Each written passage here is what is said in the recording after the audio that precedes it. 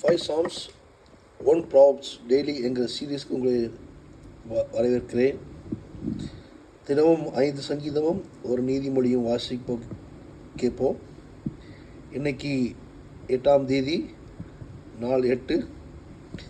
இன்னைக்கு 36வது சங்கீதம் முதல் 40ஆம் சங்கீதம் வரைக்கும் நீதிமொழிகள் 8ஆம் நீதி அதிகாரத்தை நம்ம வாசிக்க கேட்போம்.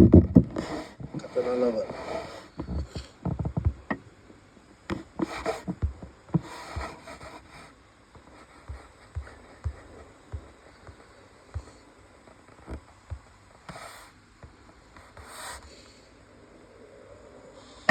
சங்கீதம் அதிகாரம் 1. துன்மார்க்க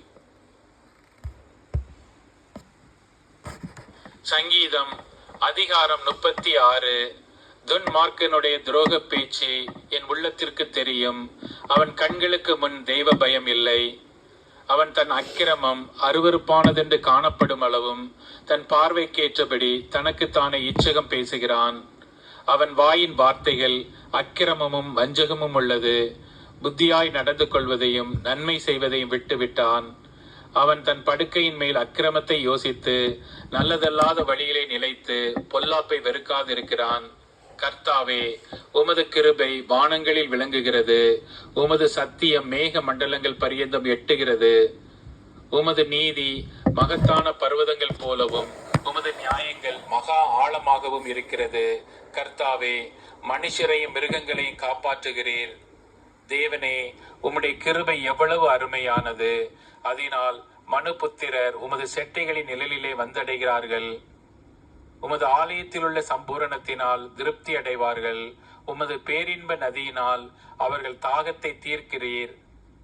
ஜீவ ஊற்று உம்மிடத்தில் இருக்கிறது. உம்முடைய வெளிச்சத்திலே வெளிச்சம் காண்கிறோம்.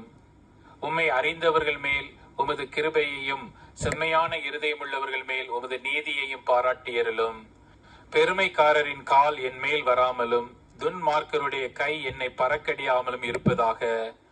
அதோ, அக்கிரமக்காரர் விழுந்தார்கள், எழுந்திருக்க மாட்டாமல் தள்ளுண்டு போனார்கள். சங்கீதம் அதிகாரம் 37. பொல்லாதவர்களை குறித்து எரிச்சல் அடையாதே. நியாயக்கேடு செய்கிறவர்கள் மேல் பொறாமை கொள்ளாதே. அவர்கள் புல்லை போல் சீக்கிரமாய் அறுப்புண்டு பசும் பூண்டை போல் வாடி போவார்கள்.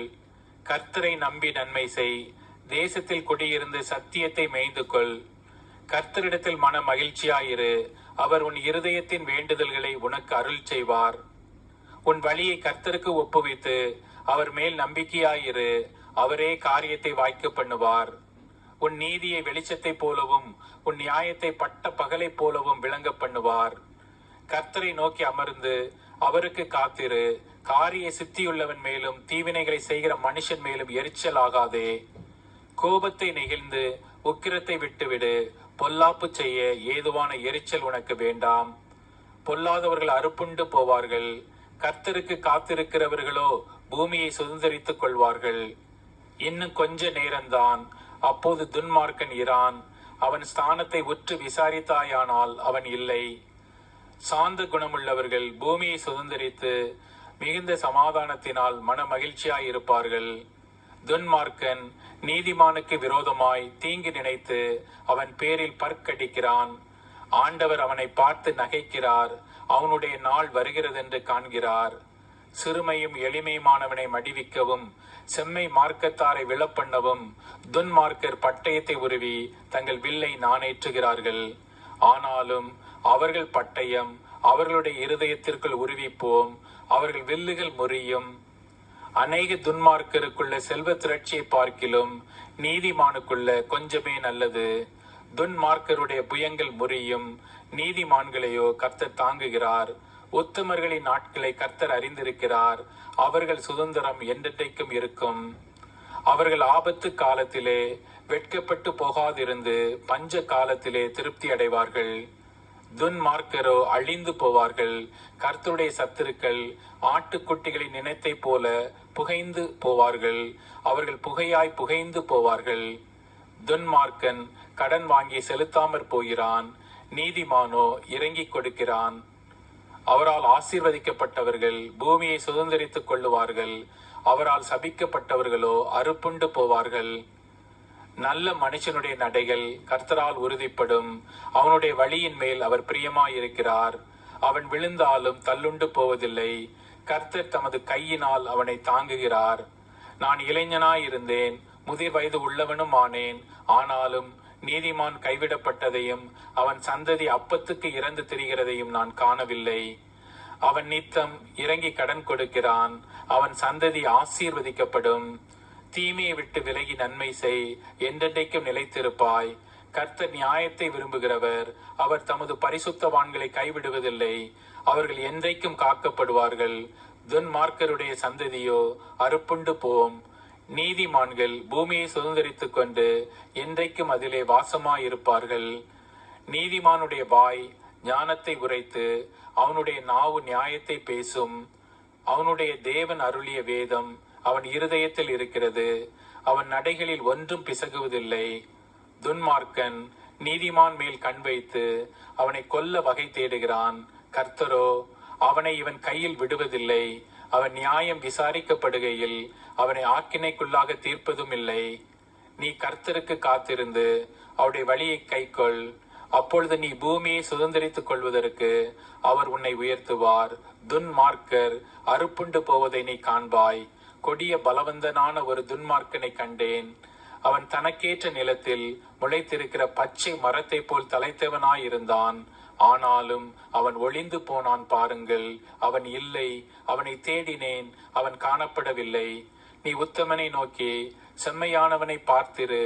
அந்த மனுஷனுடைய முடிவு சமாதானம். அக்கிரமக்காரர் ஏகமாய் அழிக்கப்படுவார்கள்.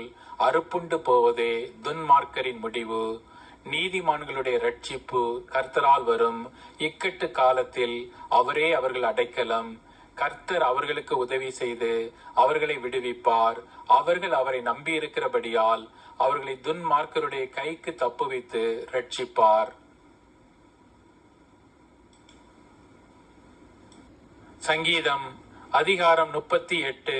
கர்த்தாவே, உம்முடைய கோபத்தில் என்னை கடிந்து கொள்ளாதேயும், உம்முடைய உக்கிரத்தில் என்னை தண்டியாதேயும். உம்முடைய அம்புகள் எனக்குள்ளே தைத்திருக்கிறது. உமது கை என்னை இருத்துகிறது. உமது கோபத்தினால் என் மாம்சத்தில் ஆரோக்கியமில்லை. என் பாவத்தினால் என் எலும்புகளில் சௌக்கியமில்லை. என் அக்கிரமங்கள் என் தலைக்கு மேலாக பெருகிற்று. அவைகள் பார சுமையைப் போல் என்னால் தாங்கக்கூடாத பாரமாயிற்று. என் மதிகேட்டி நிமித்தம் என் புண்கள் அழுகி நாற்றம் எடுத்தது. நான் வேதனைப்பட்டு ஒடுங்கினேன். நாள் முழுதும் துக்கப்பட்டு திரிகிறேன். என் குடல்கள் எரி பந்தமாய் எரிகிறது. என் மாம்சத்தில் ஆரோக்கியமில்லை. நான் பலனற்று போய் மிகவும் நொறுக்கப்பட்டேன். என் இருதயத்தின் கொந்தளிப்பினால் கதறுகிறேன். ஆண்டவரே, என் ஏங்கல் எல்லாம் உமக்கு முன்பாக இருக்கிறது. என் தவிப்பு உமக்கு மறைவாய் இருக்கவில்லை. என் உள்ளம் குழம்பி அலைகிறது. என் பலன் என்னை விட்டு விலகி என் கண்களின் ஒளி முதலாய் இல்லாமற் போயிற்று. என் சிநேகிதரும் என் தோழரும் என் வாதையை கண்டு விலகுகிறார்கள். என் இனத்தாரும் தூரத்திலே நிற்கிறார்கள். என் பிராணனை வாங்க தேடுகிறவர்கள் எனக்கு கண்ணிகளை வைக்கிறார்கள். எனக்கு பொல்லாங்கு தேடுகிறவர்கள் கேடானவைகளை பேசி நாள் முழுதும் வஞ்சனைகளை யோசிக்கிறார்கள். நானோ செவிடனைப் போல கேளாதவனாகவும் ஊமையனைப் போல வாய் திறவாதவனாகவும் இருக்கிறேன். காது கேளாதவனும் தன் வாயில் மறு உத்தரவுகள் இல்லாதவனுமாய் இருக்கிற மனுஷனைப் போலானேன். கர்த்தாவே, உமக்கு காத்திருக்கிறேன். என் தேவனாகிய ஆண்டவரே, நீர் மறு உத்தரவு அருளினீர். அவர்கள் என் நிமித்தம் சந்தோஷப்படாதபடிக்கு இப்படி சொன்னேன். என் கால் தவறும்போது என் மேல் பெருமை பாராட்டுவார்களே. நான் தடுமாறி விழ ஏதுவாய் இருக்கிறேன். என் துக்கம் எப்பொழுதும் என் முன்பாக இருக்கிறது. என் அக்கிரமத்தை நான் அறிக்கையிட்டு என் பாவத்தின் நிமித்தம் விசாரப்படுகிறேன். என் சத்துருக்கள் வாழ்ந்து பலத்திருக்கிறார்கள். முகாந்திரம் இல்லாமல் என்னை பகைக்கிறவர்கள் பெருகி இருக்கிறார்கள். நான் நன்மையை பின்பற்றுகிறபடியால் நன்மைக்கு தீமை செய்கிறவர்கள் என்னை விரோதிக்கிறார்கள். கர்த்தாவே, என்னை கைவிடாதேயும். என் தேவனே, எனக்கு தூரமாயிராதேயும். என் இரட்சிப்பாகி ஆண்டவரே, எனக்கு சகாயம் செய்ய தீவிரியும். சங்கீதம் அதிகாரம் 39. என் நாவினால் பாவம் செய்யாதபடிக்கு நான் என் வழிகளை காத்து துன்மார்க்கன் எனக்கு முன்பாக இருக்கு மட்டும் என் வாயை கடிவாளத்தால் அடக்கி வைப்பேன் என்றேன். நான் மௌனமாகி ஊமையனாயிருந்தேன், நலமானதையும் பேசாமல் அமர்ந்திருந்தேன். ஆனாலும் என் துக்கம் அதிகரித்தது, என் இருதயம் எனக்குள்ளே அனல் கொண்டது. நான் தியானிக்கையில் அக்கினி மூண்டது.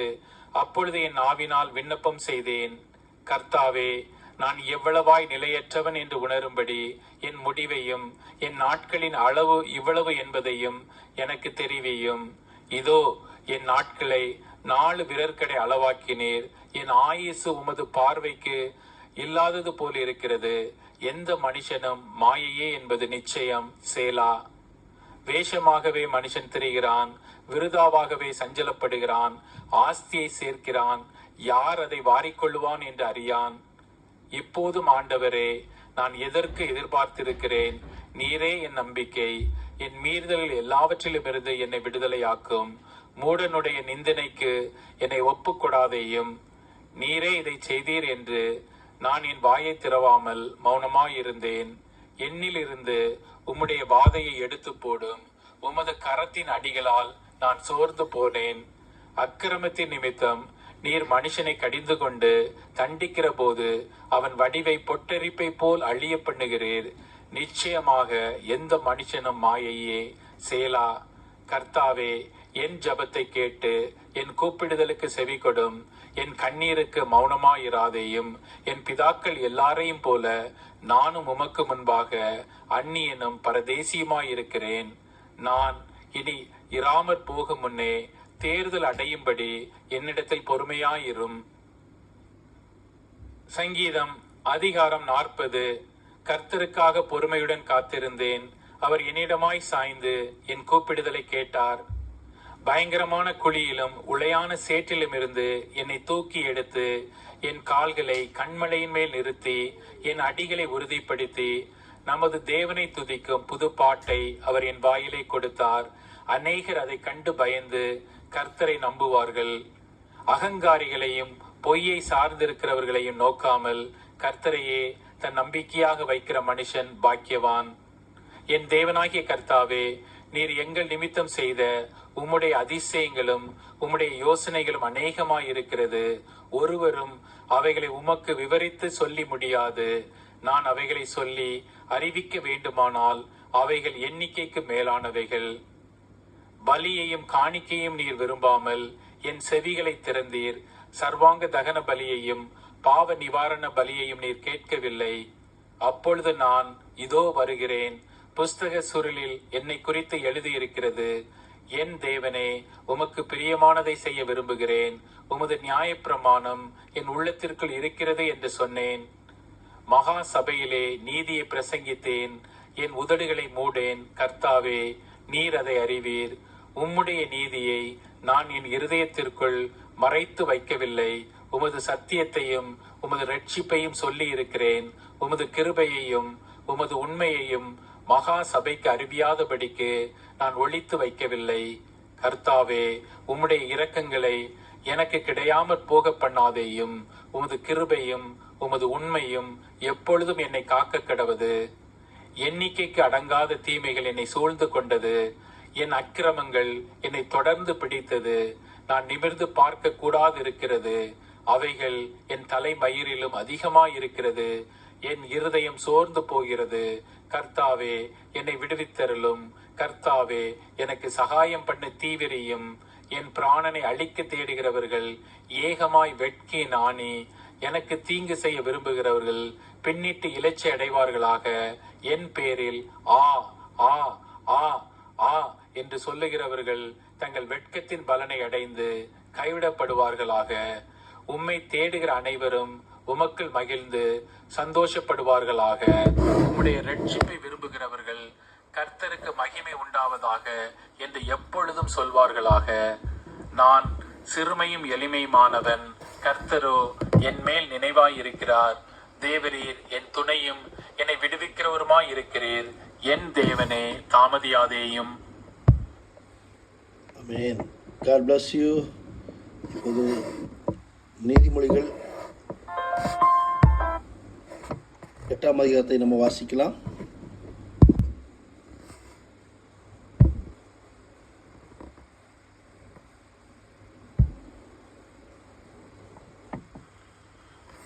நீதிமொழிகள் அதிகாரம் 1.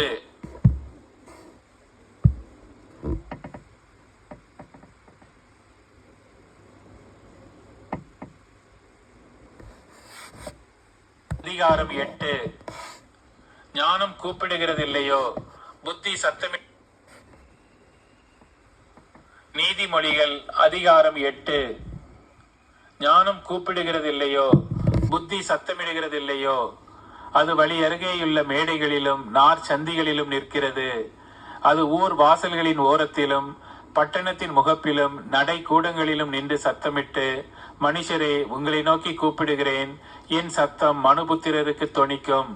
பேதைகளே, விவேகம் அடையுங்கள், மூடர்களே, புத்தியுள்ள சிந்தையாயிருங்கள். கேளுங்கள், மேம்பாடான காரியங்களை பேசுவேன், என் உதடுகள் உத்தம காரியங்களை வசனிக்கும், என் வாய் சத்தியத்தை விளம்பும்.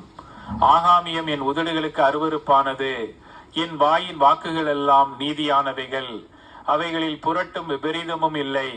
அவைகள் எல்லாம் புத்தியுள்ளவனுக்கு தெளிவும் ஞானத்தை பெற்றவர்களுக்கு யதார்த்தமுமாயிருக்கும். வெள்ளியை பார்க்கிலும் என் புத்திமதியையும் பசும் பொன்னை பார்க்கிலும் ஞானத்தையும் அங்கீகரித்துக் கொள்ளுங்கள். முத்துக்களை பார்க்கிலும் ஞானமே நல்லது.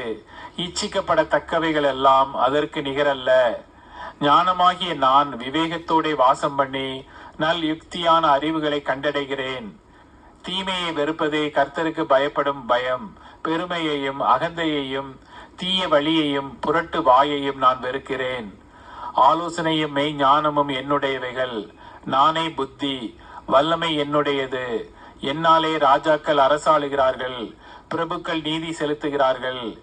என்னாலே அதிகாரிகளும் பிரபுக்களும் பூமியில் உள்ள சகல நியாயாதிபதிகளும் ஆளுகை செய்து வருகிறார்கள். என்னை சிநேகிக்கிறவர்களை நான் சிநேகிக்கிறேன். அதிகாலையில் என்னை தேடுகிறவர்கள் என்னை கண்டடைவார்கள்.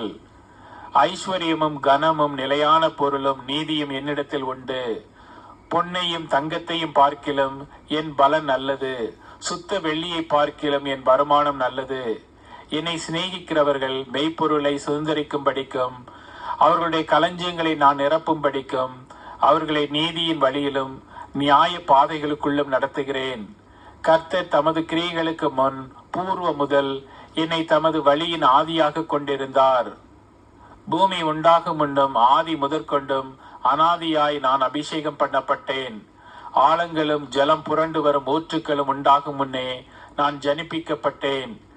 மலைகள் நிலை பெறுவதற்கு முன்னும் குன்றுகள் உண்டாவதற்கு முன்னும் அவர் பூமியையும் அதன் வெளிகளையும் பூமியில் உள்ள மண்ணின் திரள்களையும் உண்டாக்கும் முன்னும் நான் ஜனிப்பிக்கப்பட்டேன். அவர் வானங்களை படைக்கையில் நான் அங்கே இருந்தேன். அவர் சமுத்திர விலாசத்தை வட்டணிக்கையிலும் உயரத்தில் மேகங்களை ஸ்தாபித்து சமுத்திரத்தின் ஊற்றுக்களை அடைத்து வைக்கையிலும் சமுத்திர ஜலம் தன் கரையை விட்டு மீறாதபடிக்கு அதற்கு எல்லையை கட்டளையிட்டு பூமியின் அஸ்திபாரங்களை நிலைப்படுத்துகையிலும் நான் அவர் அருகே செல்ல பிள்ளையாயிருந்தேன். நித்தம் அவருடைய மன மகிழ்ச்சியாயிருந்து எப்பொழுதும் அவர் சமூகத்தில் களி கூர்ந்தேன். அவருடைய பூ உலகத்தில் சந்தோஷப்பட்டு மனு மக்களுடனே மகிழ்ந்து கொண்டிருந்தேன். ஆதலால் பிள்ளைகளே, எனக்கு செவி கொடுங்கள். என் வழிகளை காத்து நடக்கிறவர்கள் பாக்கியவான்கள். நீங்கள் புத்தியை கேட்டு ஞானம் அடையுங்கள், அதை விட்டு விலகாதிருங்கள். என் வாசற்படியில் நித்தம் விழித்திருந்து என் கதவு நிலையருகே காத்திருந்து எனக்கு செவி கொடுக்கிற மனுஷன் பாக்கியவான். என்னை கண்டடைகிறவன் ஜீவனை கண்டடைகிறான், கர்த்தரிடத்தில் தயவையும் பெறுவான். எனக்கு விரோதமாக பாவம் செய்கிறவனோ தன் ஆத்துமாவை சேதப்படுத்துகிறான்.